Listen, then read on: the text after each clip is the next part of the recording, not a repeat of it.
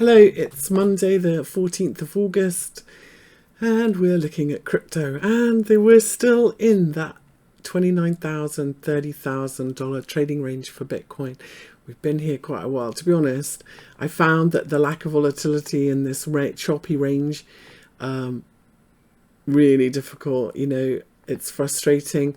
I took a couple of days off from looking at the market completely to try and recharge. Tomorrow we've got a nice new moon. I've got lots of things, got exciting things coming. You know, the fact that we haven't collapsed is still, for me, pretty bullish. This still says correction for Bitcoin. I saw quite an interesting story here last week in Decrypt. Investors have stopped shorting Bitcoin for the first time in 3 months, say CoinShares. Crypto funds are still taking profits, which means they're selling, but they're not actively shorting Bitcoin through shorting Bitcoin products. Doesn't mean they're not selling, but it should mean it's a little bit cleaner. And the problem is, one of the things I always say is, if you want something to go down, stop selling it. And if you're selling anything with a leveraged product and it doesn't work, you have to buy it to get out of it. Whereas if you've just sold because you've taken profit, that's not the case. It can bounce. And that's why very often in bear markets, we see those really fierce rallies. It's not people buying it and chasing it because they're fear of missing out. It's the stops of the people who are short, or the funds that are short. I also think for the last 3 months that there has been quite a big seller in Bitcoin and crypto. I don't know if that's just people taking profits on the bounce, or whether there is a bigger seller, like, for example, the US government at this 30,000 price point. I guess now that they are, this news is out, that we will find out. It's also possible, you know, these funds, they all know people. The people managing the government's Bitcoin will need to take advice on how and where and stuff to sell. There will always be insiders who know what the government are doing, especially a huge whale like that that's going to be watched. Have they stopped shorting because the government have stopped selling? In which case, a bottom could be close for Bitcoin. That, for me, would be quite exciting. So, I'm paying attention. For now, though, this is a daily chart, and you can see since we dropped into this trading range on the 24th of July, so 20 days ago, basically 3 weeks ago tomorrow, we have been stuck with this 30,000 on the upside and 29,000 on the bottom, and for three weeks or 20 days, we have been stuck in this sideways range.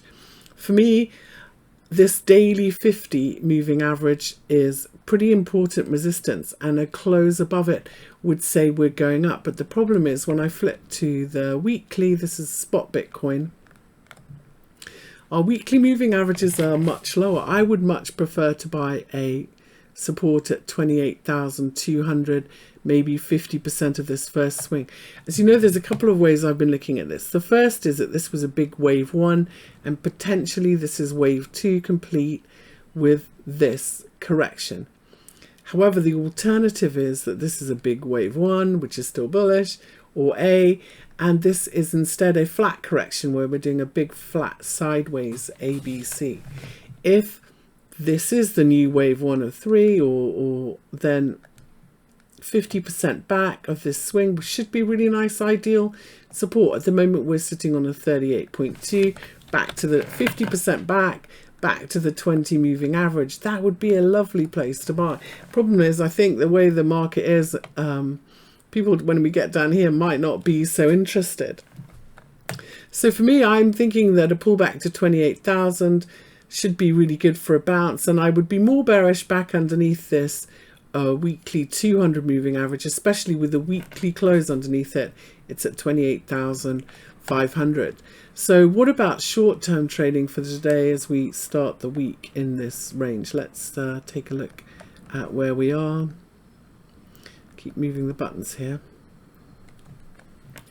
Well, if we count, you know, it's possible to count this as a big A, B, C bounce, isn't it? So from the low that we made on the 1st of August, this is a big equal measured move correction. And the most common retrace for an equal measured move correction is a 786. And we have not yet reached that. We've bounced twice from this 61.8 fib level at 29,243.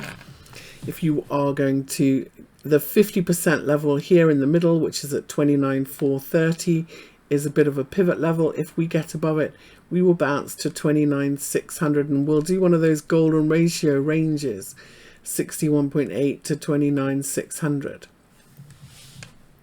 Otherwise, I think it's more likely, even if we do a Monday bounce, mutual fund Monday, they call it that, even if we get up here, I still think we could see one more swing lower to 28,900 and below 28,900, potentially down to this 28,200. But in this sideways range at the moment, I would say gun to my head, I think it's more likely we do another swing up and we do that 61.8, 38.2 thing, and then potentially one more swing lower. So I have two support levels where I would be interested in buying for a bigger swing. 28,900, which is basically our 29,000 range support, and 28,200, which is the next support if our range support breaks. So a daily close underneath 28,900 would point to this bigger drop. But short term today, it's Monday, I think we might try a bounce. Now, it would be bullish if we go beyond, if 29,800 would be the next upside if we keep going higher for me, and a breakout, a close above that, I think sees us in a bigger bounce. That would be the bullish signal that we would be looking for. At the moment though, look at these hourly moving averages, completely flat in the middle of our range. It means there's no trend, and we've got the same thing going on here with the 4-hour moving averages. So above 29,400 then, we should see a nice bounce, 29,600, and we'll see if we can turn it into something. But I am leaning towards, yeah, one more, about short-term bounce, one more dip before we go up again. Still the middle of August, and yeah, tricky range, isn't it? So that's if I'm short. I don't know if I want to short-term trade Bitcoin. I certainly, but if I were short-term trading, those would be the levels that I would be looking at.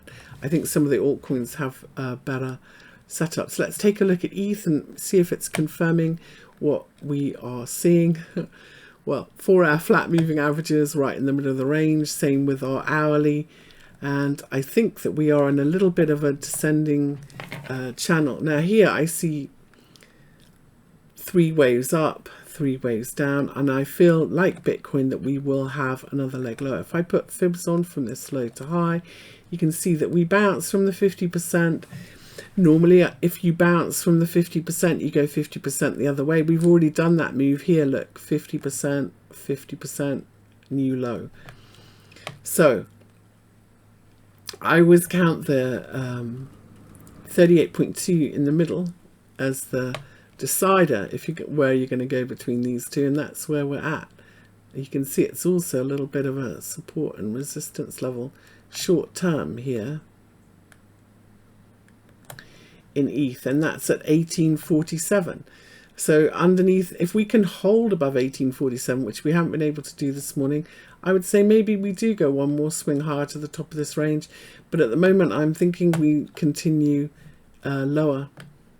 But I don't quite yet have that signal to short it, unfortunately. So prefer to short ETH over Bitcoin at the moment. I think that we have the potential to go lower, 1829. So key support, we can say where our key support is. Here it's at 1838. Underneath 1838, we go down to 1829, and underneath 1829 we go to 1816 and maybe retest the lows. It's just a choppy sideways range, and I don't really see a enticing trade here yet. Not quite low enough to buy, and not quite a good enough setup to sell. So I'm passing on ETH for today. If you're hodling, you know, it's a pretty good indicator, you know, that we're not crashing, that we're just going sideways, building a base. The important thing when it's in a range like this is to not get chopped up.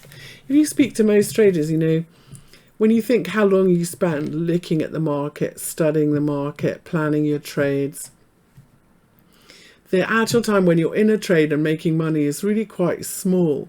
And so thinking that you have to be in a trade all the time and getting chopped up, especially if it adds up to losing trades, can be really, really bad for mental capital. So unless you have a really good setup, I think it's always better to stay out. And that's kind of how I'm looking at this ETH today. For me, not really a good setup. There are some altcoins that have quite interesting lessons. Let's take a look at some of them. So the first one we're going to look at is Bone. So Bone had this very nice move. This is Bone SHIB swap. And here we are in this big sideways consolidation range. One of the things, if you're making a big triangle or pattern, very often you repeat fibs on the upside. So I look at this first swing and where did we bounce to? 786. And we went all the way back down to the bottom of the range. And so this next swing, I'm thinking if we repeat, we will not get above the 786. And sure enough, that's where we reversed at 1.8. And one of my rules about reversing at a 786 is first target is back to the 38.2, which would be back to the weekly 20 moving average before we see a decent bounce. That would also be back to this swing low, and this 61.8 is the decider. And so here in this means that this resistance level 1.55 therefore is what we've got to get above if we're going to go higher. Now I switched down to a 4-hour chart, and you can see that we already bounced from the 4-hour moving averages but couldn't get above 1.55. So above 1.55 means this is just a bullish correction. We're going up again, retest the highs.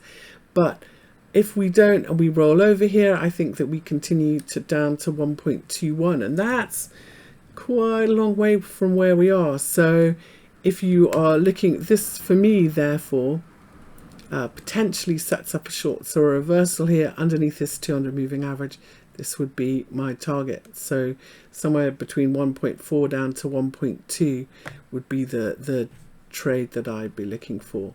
So it needs to get underneath that 4-hour 200 moving average. But I'm looking at Bone potentially for more downside, because unless it can recover 1.55. Another one that's had a really big move, now in a bit of a pullback, is Prime. Let's go to the weekly chart of Prime. Look at this epic move that it made. This really has reversed the downtrend. If you think a trend is lower lows and lower highs, a downtrend, then as soon as you reverse that, you're potentially in an uptrend.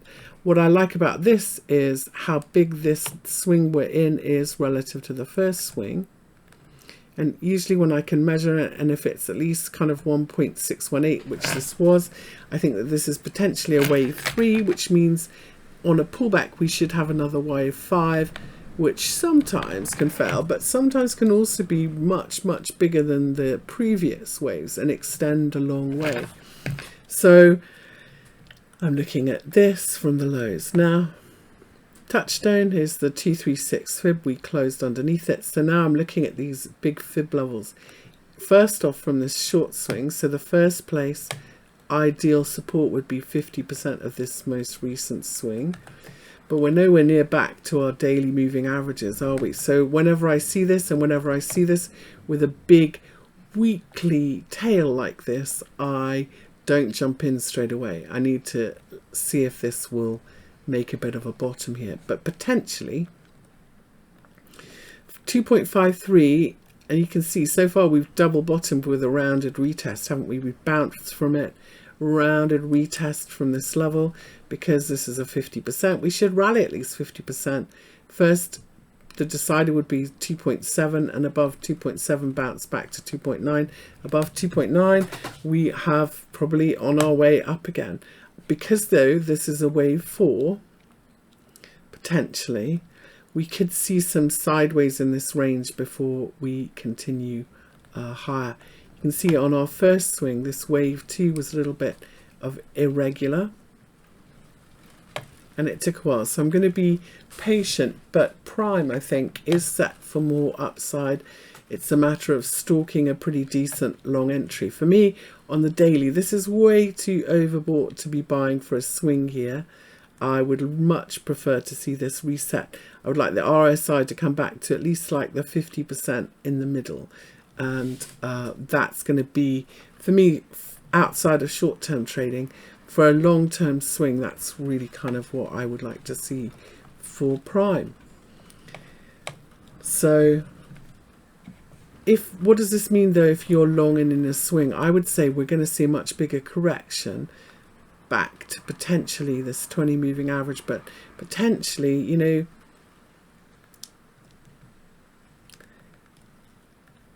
yeah, if we go back to, if we're going to correct this whole swing, then 50% of the whole swing would be this previous swing low and 2.2. If we look at this on an hourly as well, 2.2 is this previous swing low. It's the hourly 200 moving average. So I would say watch out below 2.4. We've got further to fall back down to 2.2. Also, if I put my fibs on and if I measure the swings like this, low to high, you can see that we're sideways at 2.55 is this, where this C leg is 61.8 of this first leg. But if we continue, then 2.3, 2.2 is really kind of the ideal buy zone. If you're long and you've got quite a lot, you might want to, if we break, sell it and buy this back a little bit lower in that zone in prime. That would be the ideal place to be buying prime. Another one that I'm watching is Link, sideways in the middle, but potentially, you know, we have completed a nice big 3-wave correction, and on the 8th of August, this low that we made could be the start of a new upswing. If I look at it, I would normally, even if it's just a correction, expect to see another wave higher before this is over. And so I think that this is beginning, and these fibs are pretty helpful here.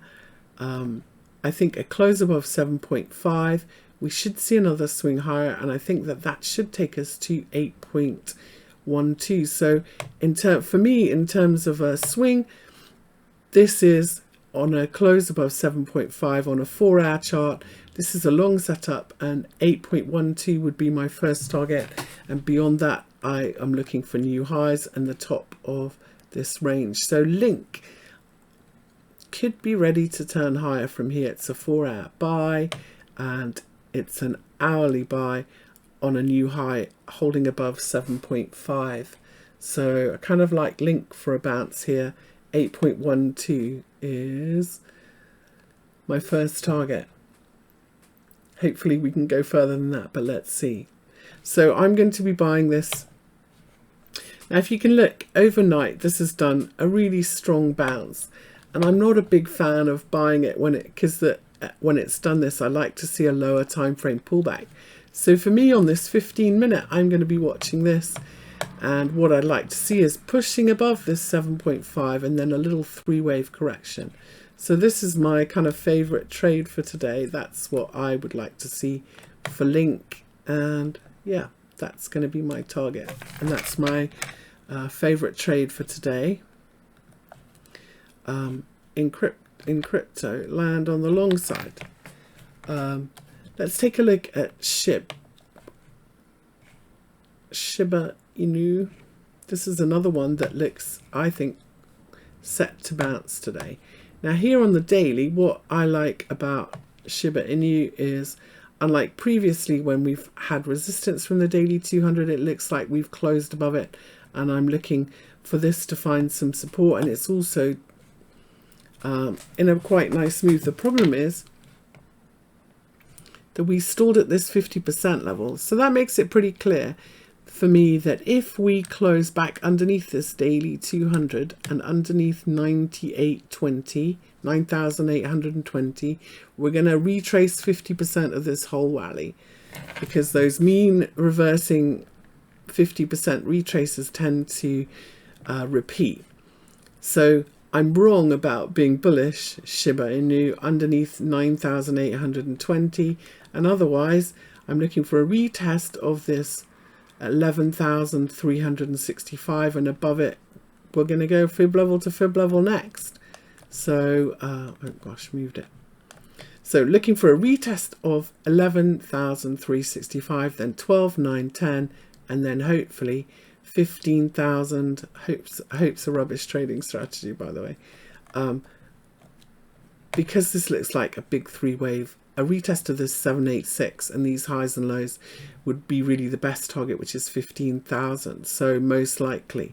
So I'm looking at trading this basically fib level to fib level. Holding 9,820, retest the highs and so on. Bearish if we close back underneath it. Another one that's been quite interesting and a really big performer lately is RUNE. So let's take a look at RUNE and see if it's set to keep going. First thing I have to say, I think this needs a bigger pullback and to calm down, but potentially. One of the place where we stopped, and I was watching this last night, is it closed right on the weekly 50 moving average. And so does RUNE abide by this weekly 50 moving average? Let's look back in time. It was support here for a big bounce. Resistance when we got underneath it shortly. Support, 4 weeks. Resistance. So yes, RUNE does pay attention to this weekly moving average. So we need this to not turn into a bigger pullback. The other thing we have done is we've made a huge candle. We can see previously whenever we've done that, as long as we don't close more than 50% back of this big candle, we're still going up. For example, when we made this low here with this big candle, we didn't close more than 50% back. If we draw a line on it and we tested it, gosh, for 5 weeks, still going up. That's how they kind of tend to work. Sorry, here, didn't close underneath it. If we draw that here, 50% back of this candle, that's where we pull back to, and we kept going higher. So even bounces, these 50% back of these big candles often work. You can see this even on down. So here, 50% back of this candle is where we stalled for 5 weeks before we kept going higher. So 50% back of this big green weekly candle, we really shouldn't close back underneath it if RUNE has made a bottom and is going to try and keep going higher. And we would be more bearish if we did, because it means this weekly downtrend would continue. These weekly moving averages are still lined up bearish. So that's what I'm looking for in RUNE. So a good time to potentially take some profit. Also, if I measure this first swing, you can see we stopped it at 1.618 of the first swing. Very often that's a sign that this is trending, and this is a wave 3, and the most common retrace of a wave 3 is 38.2 or 50, mostly, sometimes 50%. And if I do that here, 38.2, 50% back then of this swing is also where this Maribosu line is. But the most important fib is this 236 fib on this swing. And if we look at this on a lower time frame, you can see that at the moment, that's where we're holding support. So if you're long RUNE and you're looking at this short-term support underneath 1.35, my next support would be 236 all the way from the low probably, which is 1.32. I would say underneath 1.32 we're going to do that bigger correction.